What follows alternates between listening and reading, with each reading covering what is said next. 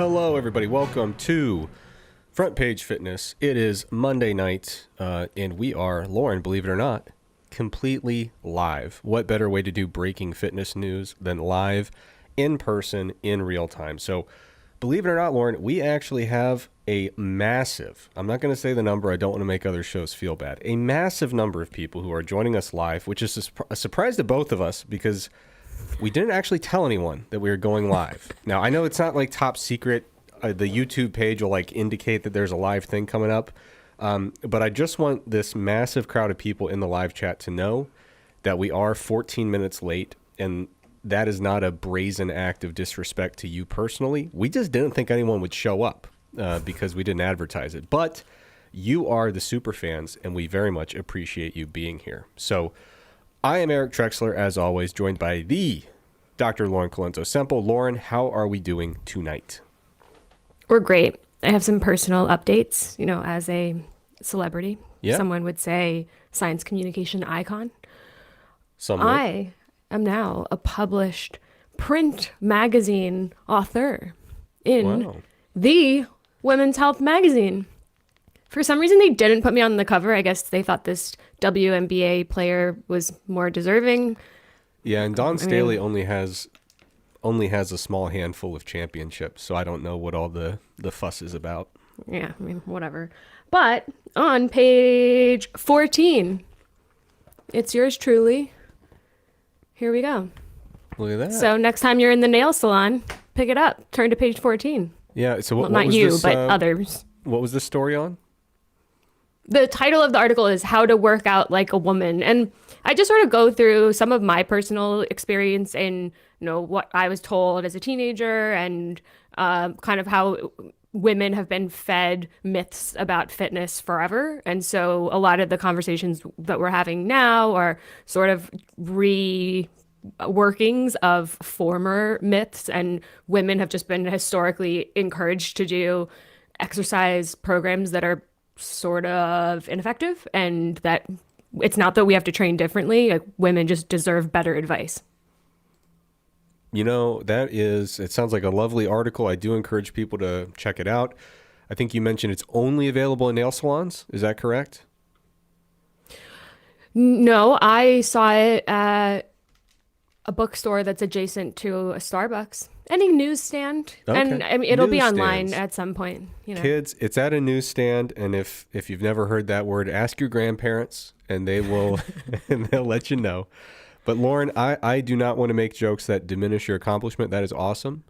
That's a big magazine, and we're going to have to add that to the list of outlets that we will no longer joke about, no longer criticize, no longer critique. I think, like any good objective journalist, we are now going to play favorites about which outlets and media we will or will not critique. So now that you're on team, is it Women's Health? It's funny that you say that because they actually reached out to me after I called them out for quoting some misinformation on Instagram. Well, there you go. Sometimes it's... So we're going to stay objective. We're going to keep it real. You're going to keep kicking whatever hornet's nest is in front of you and see how it goes. Indeed.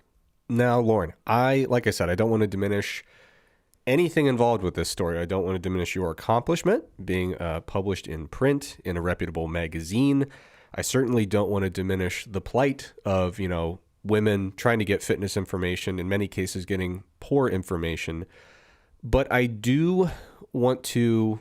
Oh, okay, I will diminish You're going to them. diminish something. Yes. There's a lot of wind up here. Because it is a serious wind up.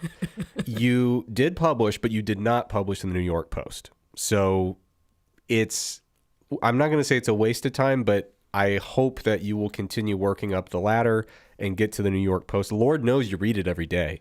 Why not publish in it? And again, getting to the plight of, female fitness, I want to see your female fitness plight and raise you one, because our first story here, which I'm going to put up on the screen from the hallowed pages of the New York Post. I'm going to do it every time, and it's not a bit. It's not a joke. I just can't not do it. But let's get this. Let me move some things around so I can actually get this up on the screen. This is dead air, Lauren. We're absolutely floundering. Okay, here we Okay, go. I will chime in though because I was at the National Menopause Show yesterday in Toronto and got to connect with some virtual friends, got to make some new friends, got to see some great speakers, some okay speakers, and um so it was kind of timely that, coming off this big menopause event where we're talking about body composition changes and sleep and mental health and exercise and hormone therapy and all of the things, the real plight that is the menopause transition. Then I see this article. Yep. So it's up on the screen now. Thank you for vamping, Lauren. You're a true professional. The headline is from the New York Post, also known as the New York Times. These men experienced man-opause and came out stronger than ever after fatigue and libido struggles. So first of all, huge shout out to the men who overcame menopause.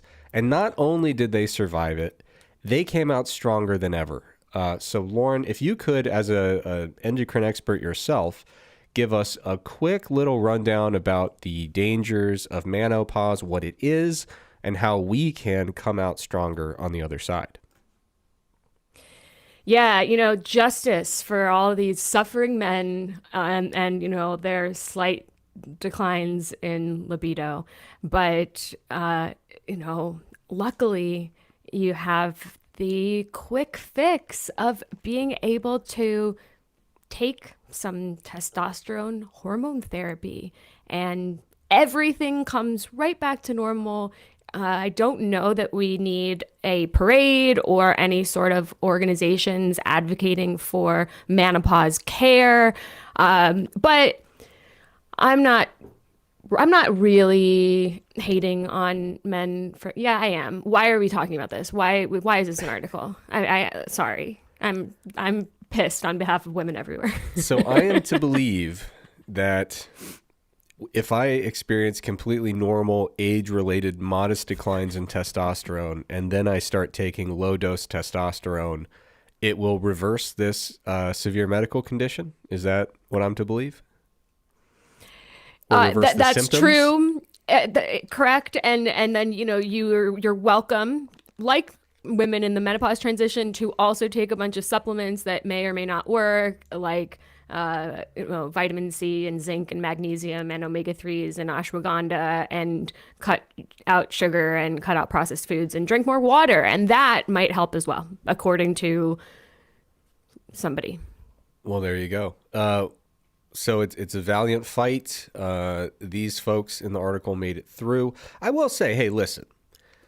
As a person who's competed in natural bodybuilding, I have indeed experienced the plight of severely low testosterone, and it's not fun. So I understand and can. Yeah, and you chose to do that. That was completely not necessarily. You don't know the whole backstory.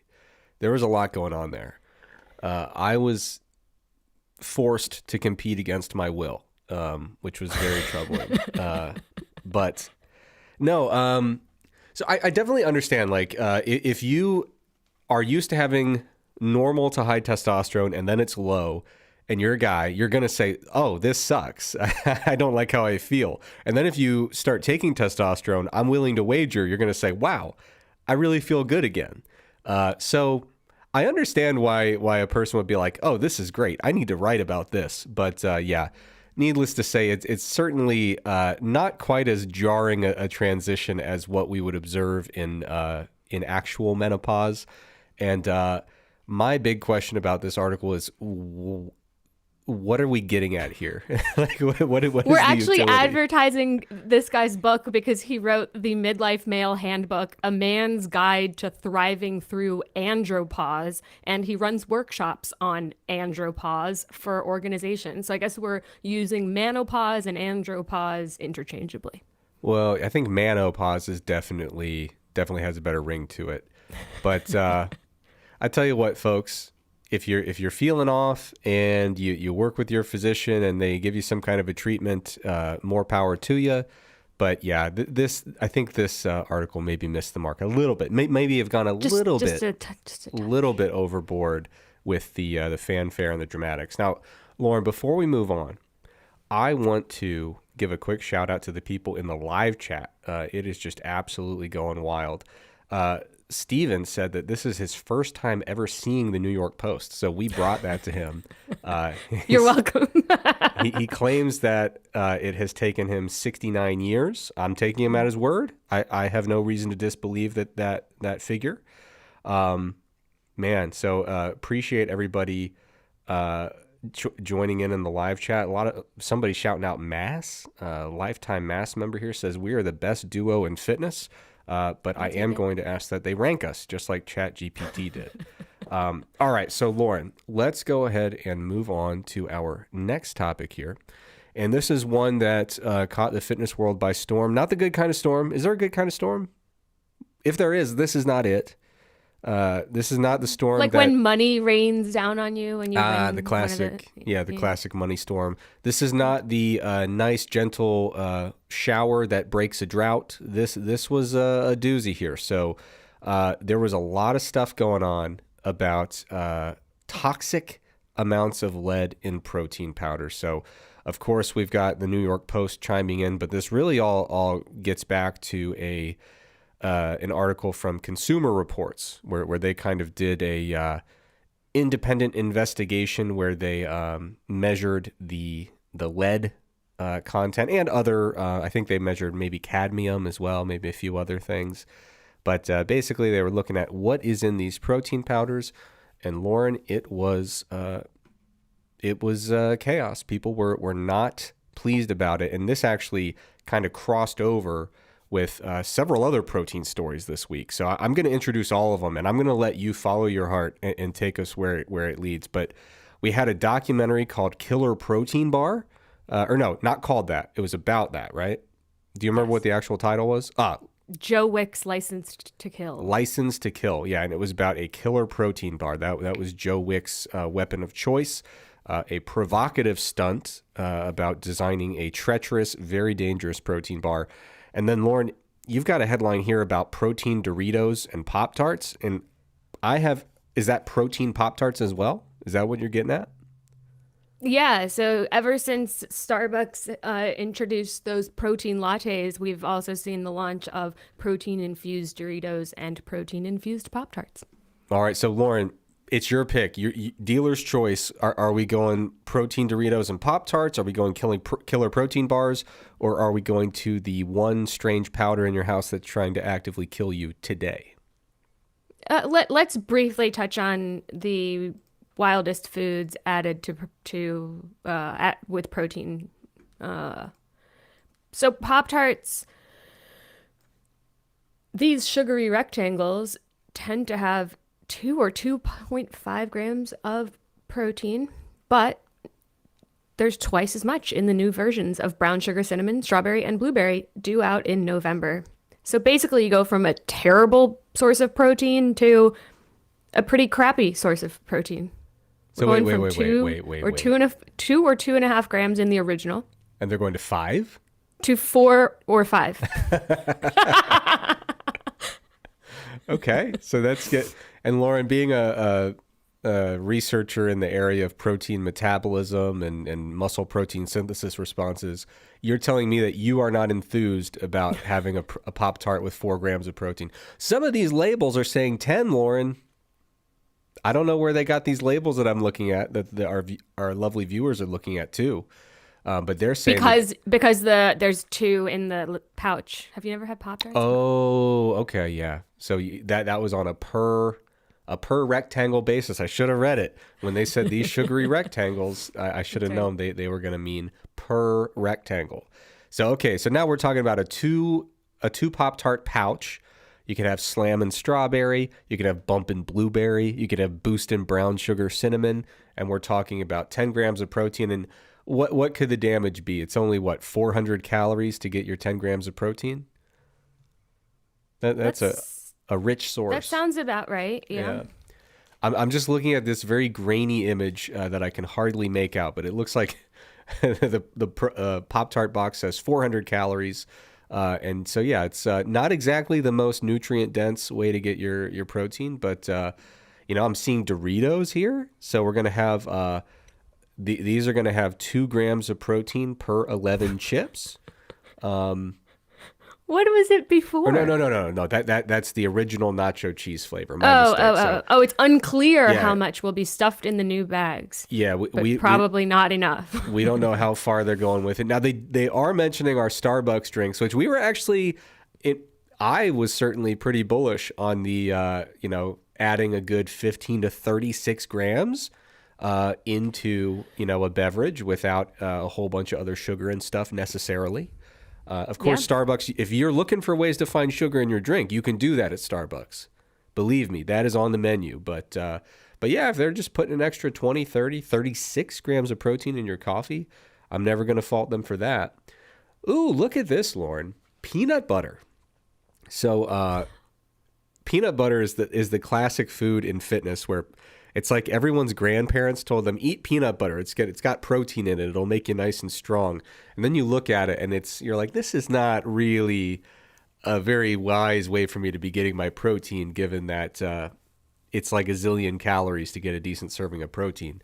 So apparently Skippy Peanut Butter is going to be putting out a blended with plant protein version of their creamy peanut butter, which is going to have a whopping 10 grams of protein in every 2 tablespoons, which is honestly, Lauren, don't look. Are you looking? Not looking. Okay. So the protein-enriched peanut butter is going to have 10 grams per 2 tablespoons. How much do you think the normal version has? 6? 7. So we're gonna slap a new label on it and say, here's the extra 3 grams of protein. Don't spend it all in one place. Now here's what I find fascinating. We've got it's not a health and wellness and fitness article until some Kardashian enters the mix. And so we've got Khloe Kardashian's Cloud Popcorn. That's Cloud spelled KHLOUD. Naturally. Okay, some points for the New York Post with their hard-hitting journalism here.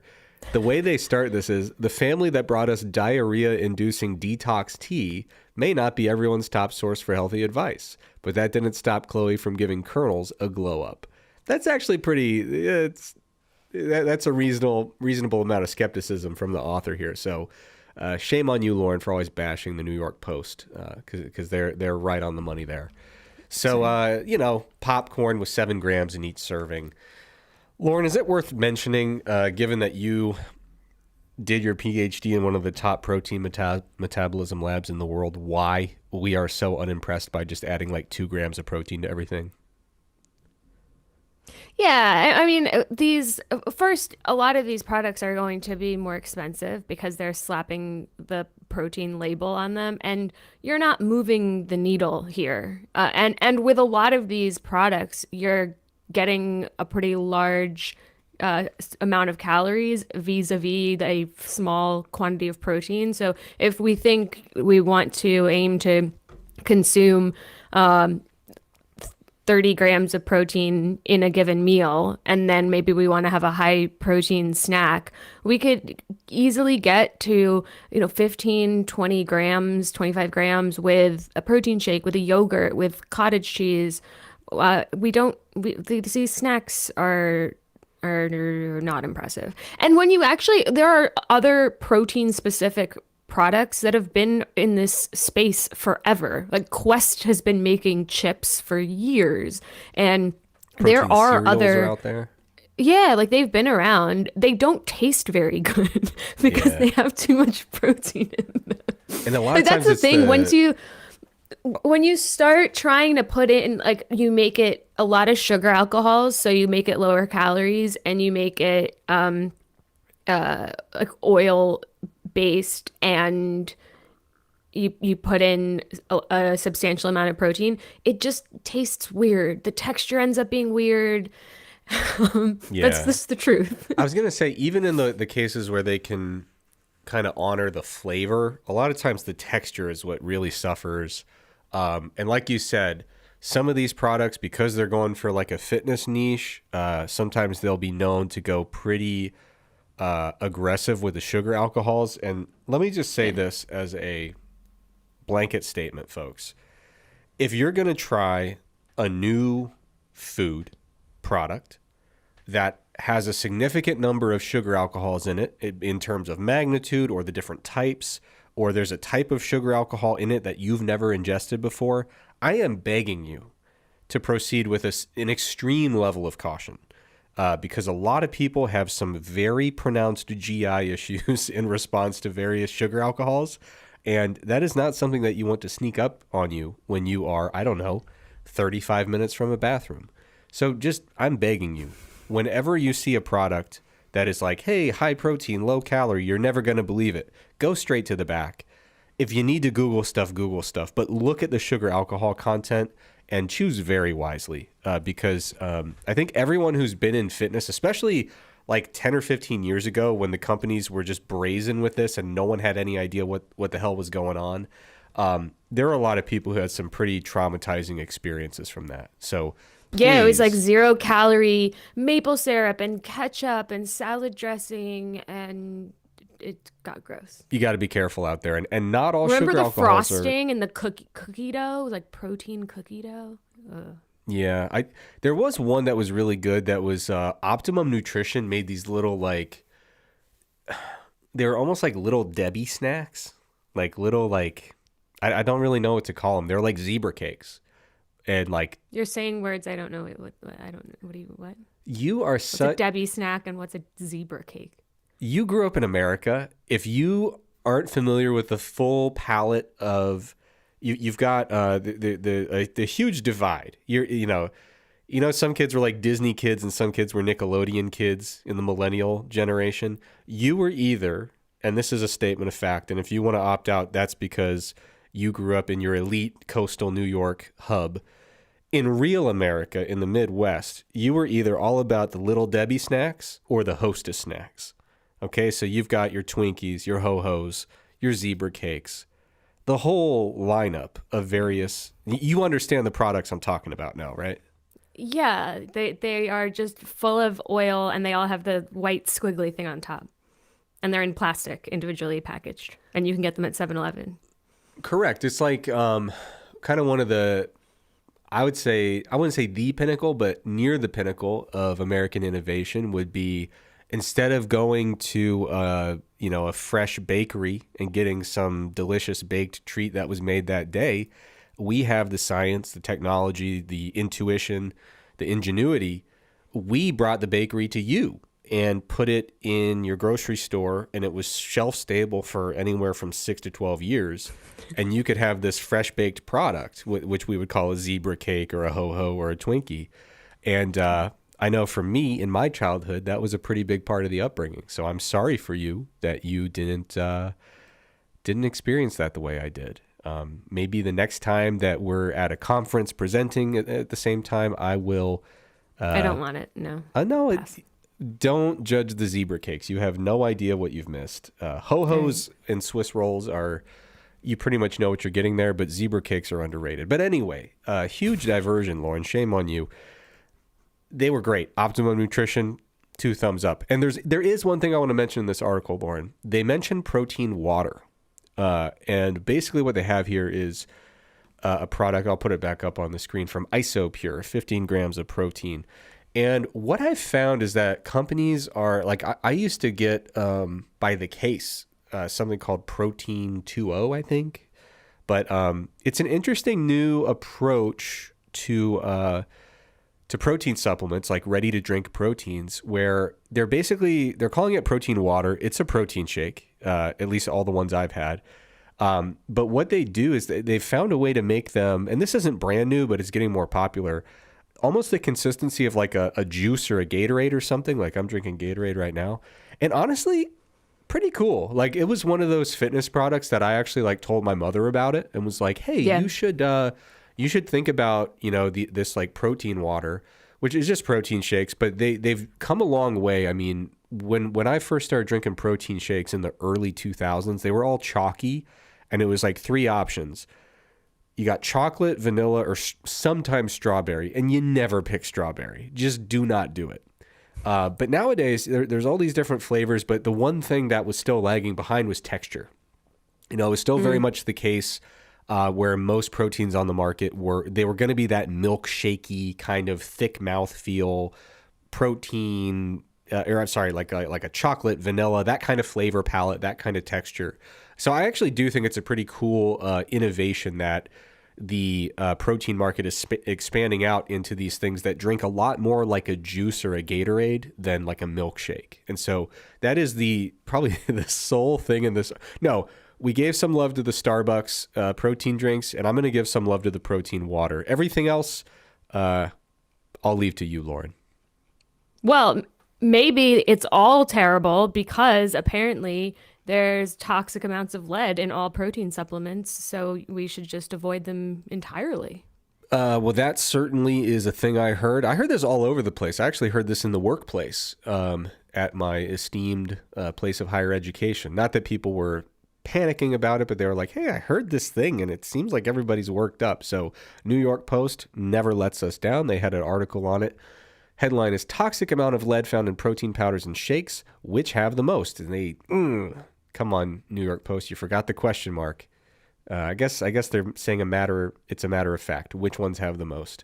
But yeah, so Lauren, the overview, very basic overview of this study or this story is Consumer Reports did a little investigation, as they do sometimes. They'll sometimes get products, do some third-party testing, and in this case, they were looking at least lead and cadmium. I think they also looked at arsenic, a variety of those kind of like heavy metals and, environmental pollutants and contaminants and things of that nature. And so, yeah, the short version of the story, and you can fill in with more details if you wish, Lauren, is some of these protein powders, as it was framed in their article, they said, hey, these are really, really high and above the levels that we are going to call thresholds. But Lauren, I believe you're going to let us know that there's more to the story. Is that correct?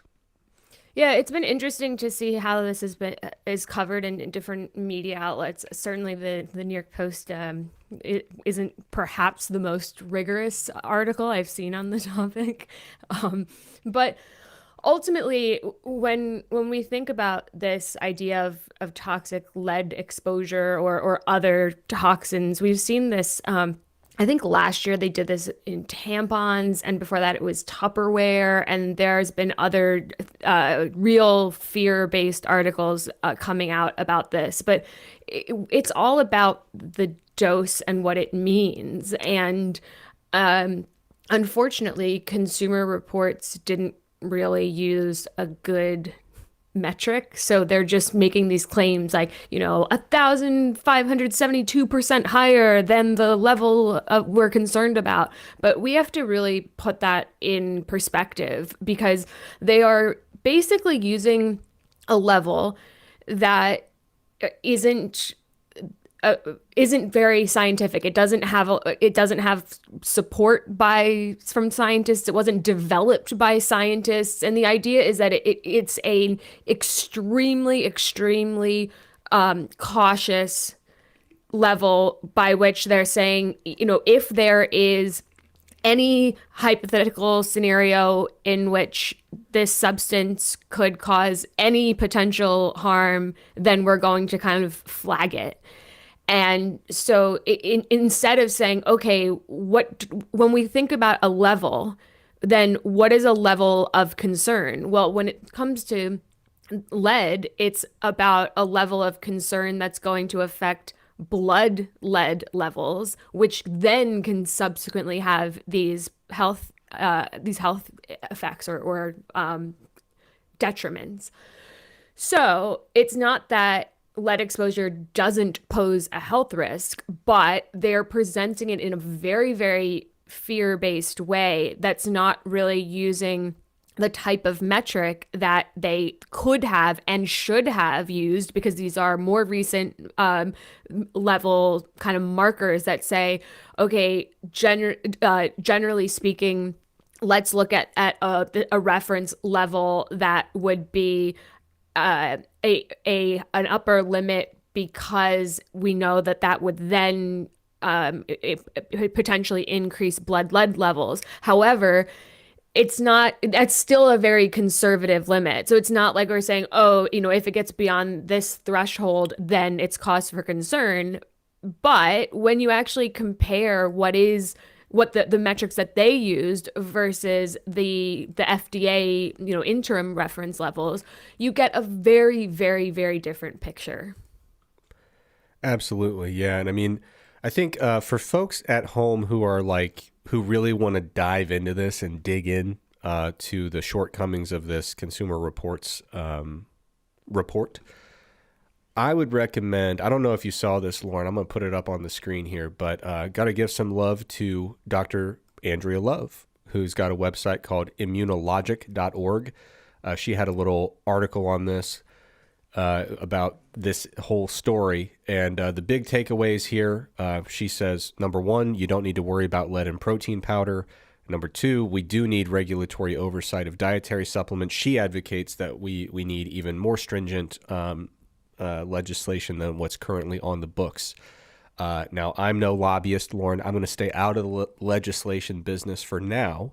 But that's her two main takeaways. So it's not, you're going to see a lot of people who talk about this, and they'll say supplements are fantastic. They save my life, and they'll save yours too. Like, they're clearly biased. Yeah. They're just all in on supplements, and they're going to say, don't worry about this. But what I liked about her article is it's very easy to send to other people who are concerned about it.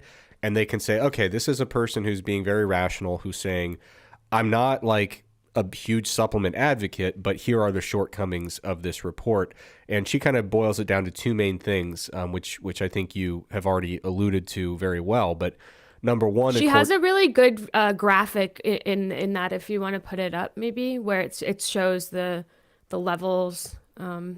yes, I think I'm on it here, but let me share her two before you very rudely cut me off. Her Okay, two sorry. conclusions here. Number one, the lead levels are not above safety guidance for food items, dietary supplements, and daily intake levels. And number two, Consumer Reports, in her words, has a long history of spreading chemophobia, disinformation, and fear mongering for their personal benefit.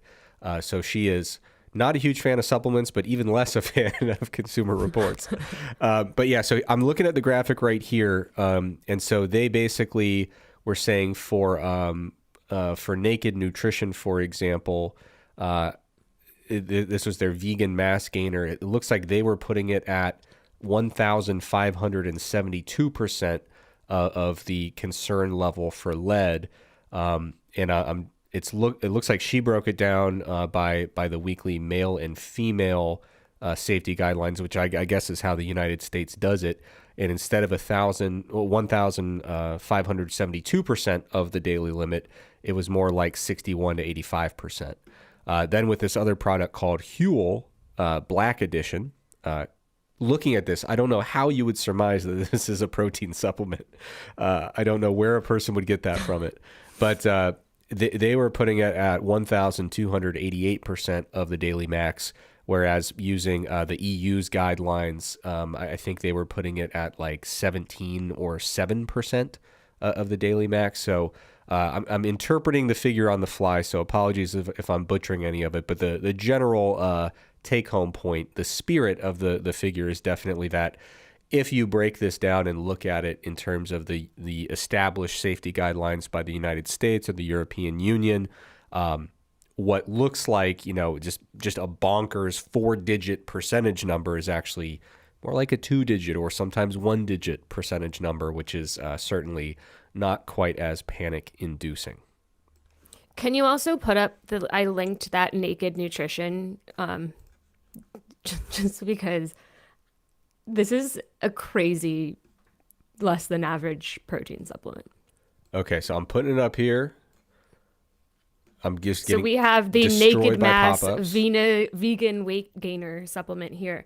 And if you scroll over Okay. to the nutrient facts, you'll see that the serving size is 6 scoops for a whopping 1,230 calories. Who's taking this product? So I'm sure that it probably differs by flavor, but whatever is the default that came up, it's saying 4 scoops. So these are big scoops. It's 315 grams of powder. And you are right on the money. 1,230 calories to deliver 50 grams of protein. Folks, there's got to be a better way. There's got to be a better way. So, yeah, we're talking about 248 grams of carbohydrate, just shy of that 250 per meal that I'm sure we're all shooting for, Lauren. But yeah, that's a whole lot of powder. I was actually just talking to somebody about weight gainers the other day, and we had both used them liberally in our youth, and also do not recommend them to people except for very rare circumstances. And we were talking about how like even discussing weight gainers brought us back this like visceral memory to what it tasted like, the texture, just trying to get a weight gainer down. And then just feeling full for like 6 months straight when you're taking a weight gainer. Because it's honestly like, is it easier to drink like a 1,400 calorie weight gainer than to eat a 1,400 calorie meal in terms of your appetite? Yes, but surprisingly not by a wide margin. Like you'd be shocked how hard it is to choke these things down. So you're also talking about buying an 8-pound container and getting 11 servings. Oh my God. That's a great way to put it in perspective. Yeah. No, it's again, from my experience using a weight gainer in the past, like the scoop was basically like one of those little shovels that kids use in the sandbox. You know, like it was like a small gardening shovel, rather than like a little tiny scooper. So yeah, these things are just absolute monstrosities. No offense, Naked. If you want to sponsor the show, we're open. Lines are open, and we will quickly change our tune, I'm sure. But yeah, with protein or with weight gainers, I've always told people, and we'll say this forever until we get sponsored and it becomes a conflict of interest. Just get like a good whey protein shake that you like and eat a candy bar. Or, Lauren, a Ho-Ho, a Twinkie, a zebra cake. I'm trying to think of others that were in the mix, but those were the ones that were high on my list. Sure. Yeah. This is crazy. It's also incredibly expensive when you think about the fact that you're only getting 11 servings. Yeah, it's tough. Yeah, you might want to just go to Chipotle and get extra rice if you're really into the weight gaining kind of thing. Yeah. Now, Lauren, I'm seeing one last thing on the topic of protein. Well, first we had the killer protein bar, and then we have information about actual killers. So how do you want to wrap this all together? Well, I couldn't watch this Joe Wicks thing because it was in the UK and I'm not. And I messaged you to see if you could watch it, and I'm assuming that you didn't watch it either. So Yeah. we're just gonna go in blind here with a summary. But I'm very confident in my basically, take, even though neither of us watched it. I feel very right. strongly. It really seems like this was. I mean, it was supposed to be provocative, and it was supposed to be calling out how that we're all using too many ultra processed foods. And so the idea was that we're going to engineer this protein bar that is as unhealthy as possible, and stuff in all of these artificial ingredients, and everything is processed and blah blah blah blah, and then talk about why we shouldn't be consuming them because you're going to get cancer, diarrhea, die, whatever. Yeah. And I mean, I think the whole thing is really silly because and again, not having seen it, I imagine that it totally misses the mark about the fact that a lot of these ingredients that we look at and say, oh, that makes it processed, those aren't actually harmful. Those aren't actually giving you cancer or even diarrhea for that matter. So the idea that the more ingredients, the worse of food. Like, is there some truth to it? Yeah. When we think about buying a vegetable, then it's not going to have this long laundry list of ingredients.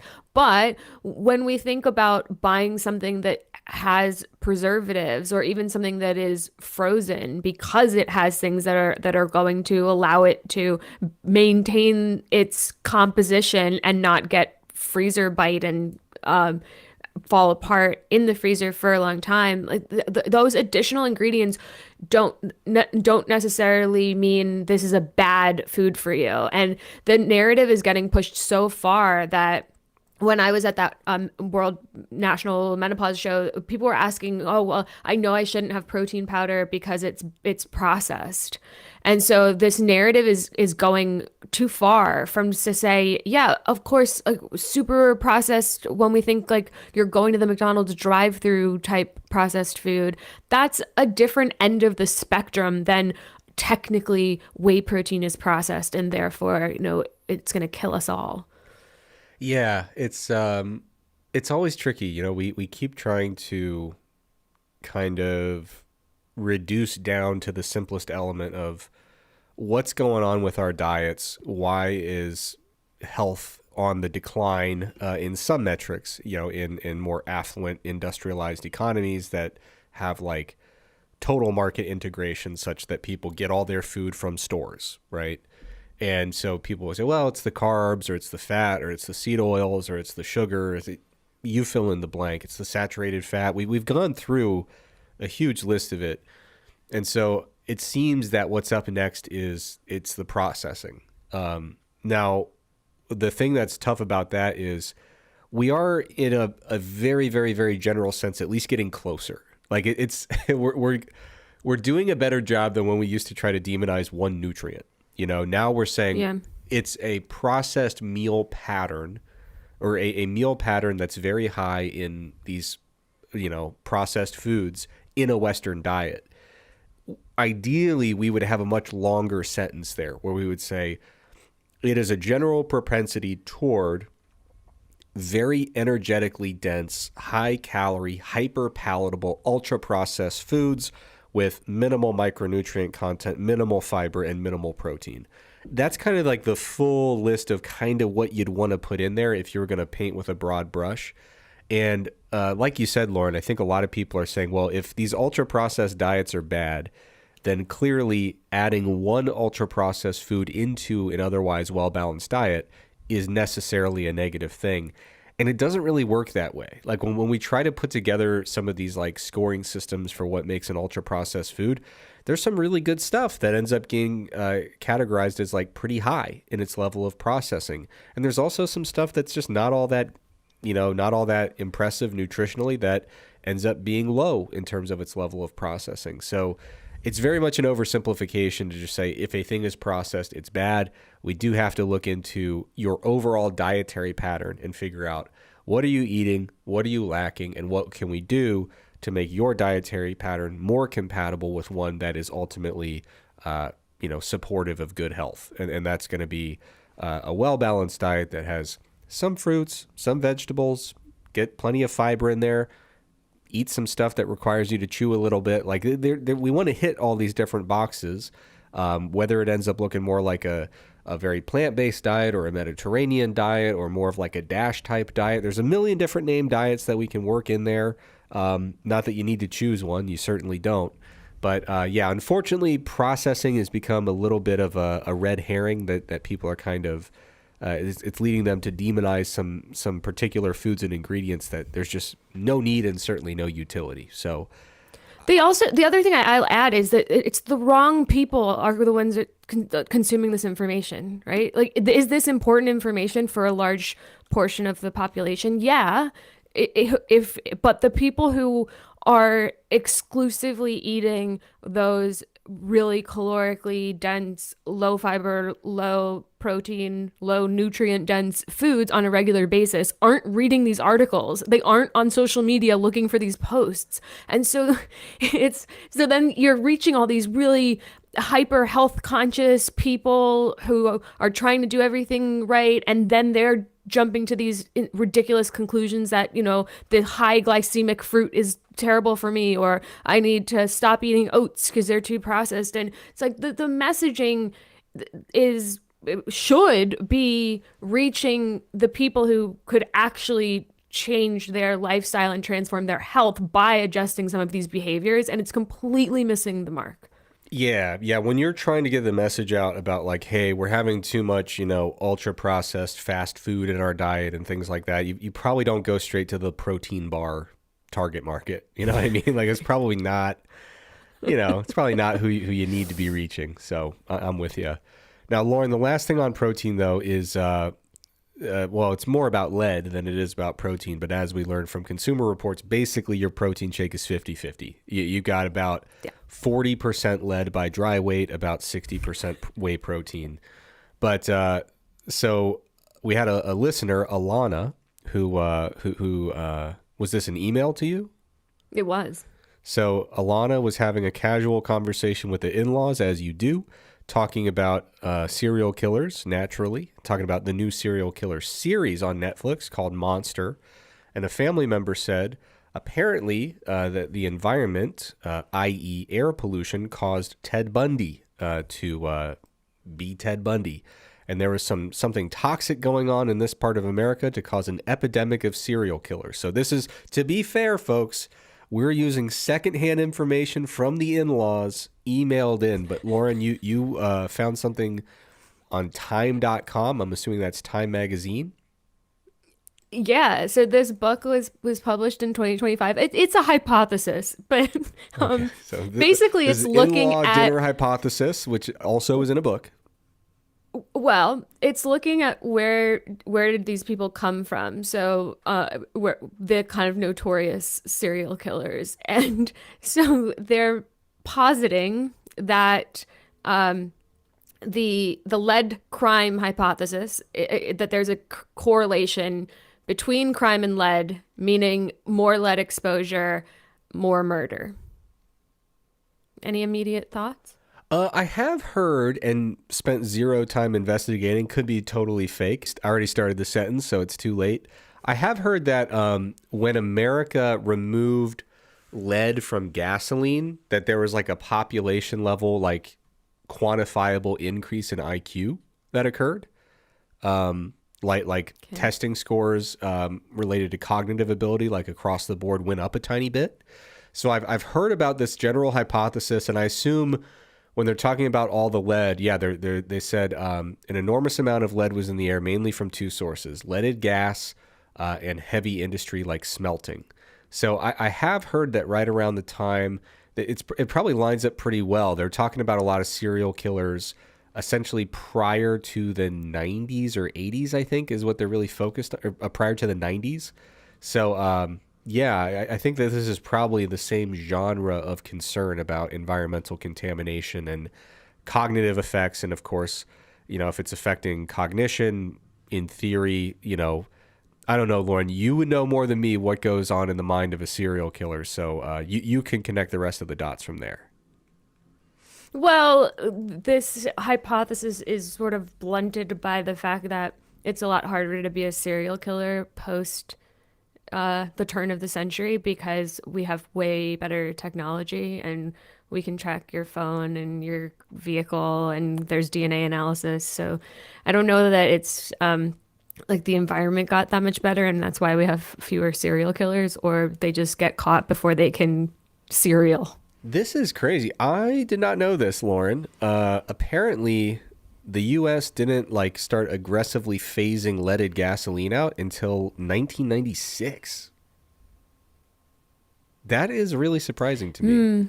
Yeah. Apparently, they started restricting it in the 70s and 80s, but then in 1996 they said, "Okay, enough is enough, and we're going to start clamping down here." So. I don't know, Lauren. Maybe They refer to Ted Bundy's homeland as one of the most poisonous lead, copper, and arsenic smelters in the world. well, there you go. So I don't know what to do with that information, but it is information. Potentially, it's potential So information. the more protein shakes you drink, the more likely you are to become a serial killer. Is my That takeaway from this episode. for myriad reasons, yes, I believe that to be true. Now, Lauren, we should probably start wrapping things up here. We've had an action-packed show, a lot of protein, a lot of lead, everything you'd want out of fitness. But I think maybe we should wrap it up by addressing a lot of the comments we got about urine. That does seem to We be one of are our known niches. to discuss urine.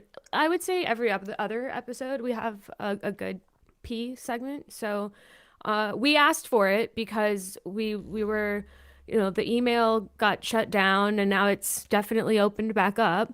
And we asked for people's feedback because I think this was the conversation about the Taco Bell 50K and needing to pee, I think. Yeah. And then we were I was saying, where are you going to go to the bathroom? And you said, if you run a marathon, you just pee on yourself. And so we said, please let us know if you run marathons and if you do or do not pee on yourself. And I have to say, the people have spoken and it's really a split crowd here. Yeah, it's a mixed bag. I don't think endurance athletes have even figured this out. No. It sounds like they're all mixed. So, we had a message from Hannah, who was a former college distance runner and 3-time marathon runner, with some friends who are current marathon runners at an elite level. She thinks that the estimate of 19 to 24% of elite marathoners peeing themselves during a marathon is very high. She puts it at 1 to 2% because she says these athletes are finishing in such a short period of time because they're pretty elite that they essentially don't need to go. They basically get hydrated, urinate before the race, and they finish before they really have to go. Now, on the other hand, we had people like Craig, who offered a short message that said, I can't speak to marathons, but I can tell you from experience that about 25% of triathletes pee on the bike. I've personally been showered during a race. Could have lived without the last little bit there, a bit more graphic than we bargained for, but we did ask for it.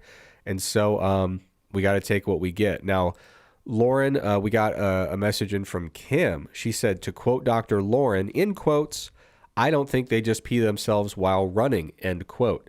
Kim says, oh, yes, we do. And poop, too. Read elite marathon runner Paula Radcliffe's recounting of that day with a hyperlink I have not dared to open, Lauren, when she pooped on the side of the road and in front of TV cameras during the 2005 London Marathon, or watch the YouTube videos that documented it. Kim says Mike Zordos runs marathons and is wondering why we didn't just ask him, which is a good question. Valid question. That's a good question. Mike Zordos, part of the Mass crew. But yeah, so basically we got a whole bunch of messages where some people said it happens, but it's rare. Other people said it happens and it's common. Certainly a common theme was, how long is this race going to take? So apparently, we had a couple people saying like, hey, if you're doing,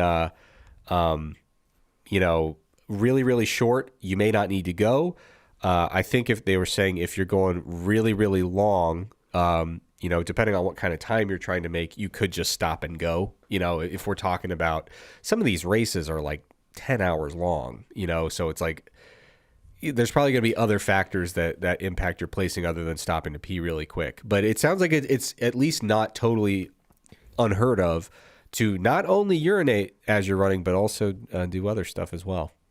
Well, 100% of the 2 triathletes that emailed said that they do it. Yeah. Beth said it's peeing on yourself is a rite of passage, and maybe wait until they shower to give them a hug after they cross the finish line. That is Good true. words of wisdom for any triathlon spectators who weren't thinking about that. Yeah, and of course, Pia. Is that her real name or is that a pun? Pia. It's her real name. Okay. Come on. After I messed up the whole Michael thing, I'm very, very... Well, Pia, it sounds like shorthand, Pia. I don't know. Like she created an email to mess with us? Yeah.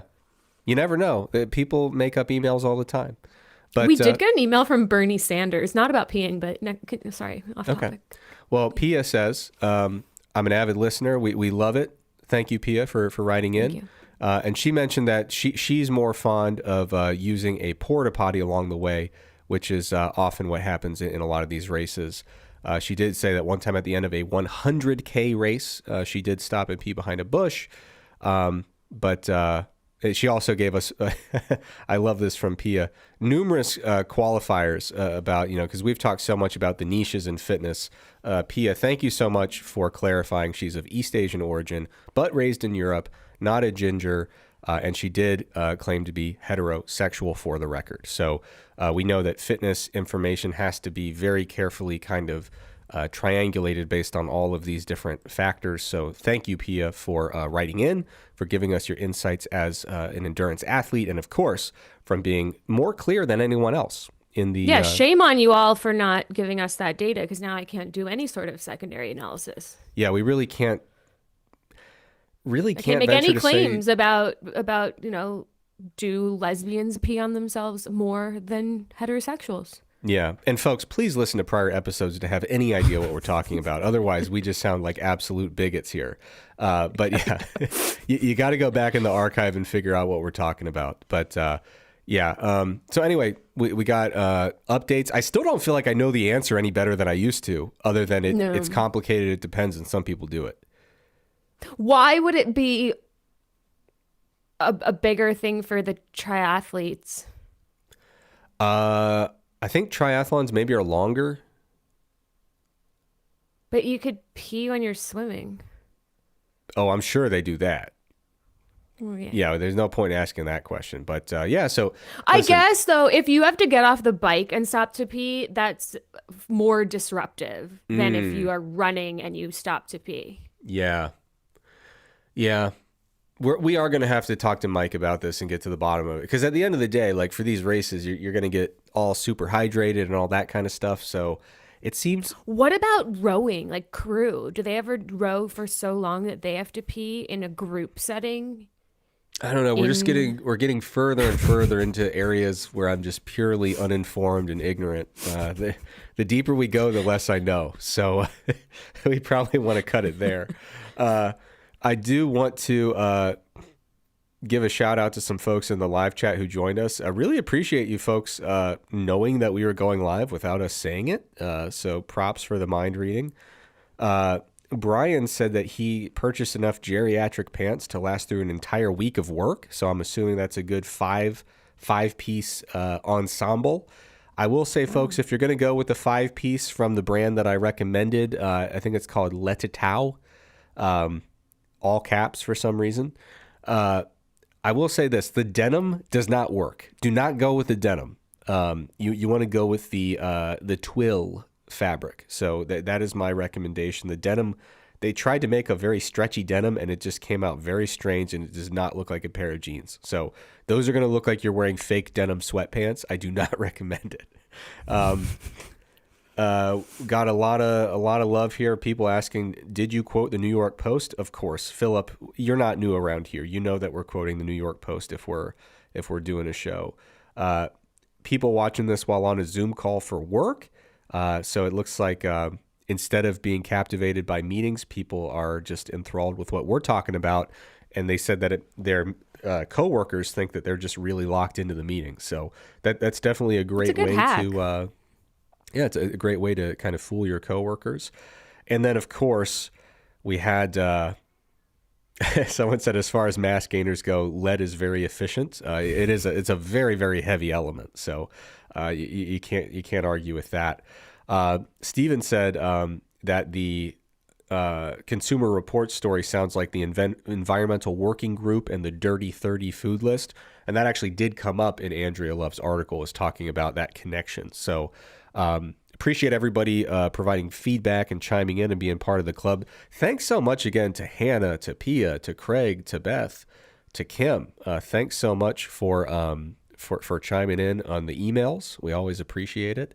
And then finally, I have to acknowledge we had somebody who said Eric needs to get an ad blocker immediately. Folks, don't blame me. That is the business. You go to the New York Post, be prepared for your browser to crash. Get a lot of advertisements for a lot of different things. That's not true. I have an ad blocker. It works fine.